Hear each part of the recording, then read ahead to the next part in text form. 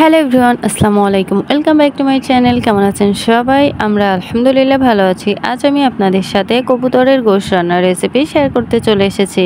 এই বাচ্চা কবুতরটাই আজ আমি আপনাদেরকে রান্না করে দেখাবো। আর এখানে হাফ কেজির মতো গোশত হয়েছিল। আর গোশতের জন্য এখানে আলুটা ভেজে নিচ্ছিলাম।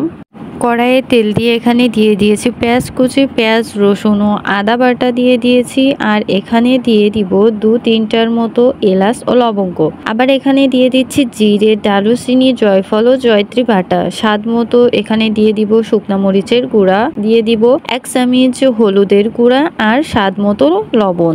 এবার এখানে সামান্য পানি দিয়ে এই মশলাগুলি আমি কষিয়ে নিব। কষানোর পর এখানে আমি দিয়ে দিচ্ছি ধুয়ে রাখা কবুতরের গোশগুলি। এবার কিছু সময় আমি গোশগুলিকে নেড়ে ভালোভাবে কষিয়ে নিব।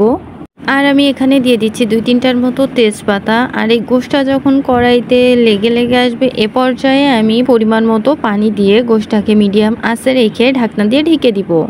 এখানে কিন্তু কষানোর পানিটা শুকায় আসছে। আর এখানে আমি দিয়ে দিচ্ছি জিরে ও এলাচের গুঁড়া। আপনারা চাইলে বাটাটাও দিতে পারেন। ভেজে রাখা আলুগুলিও দিয়ে দিচ্ছি। এখানে এবার আমি ঝোলের পানিটা দিয়ে দিচ্ছি। গোশটা কতটুকু সিদ্ধ হয়েছে সেটার উপর নির্ভর করেই কিন্তু এখন পানিটা দিতে হবে।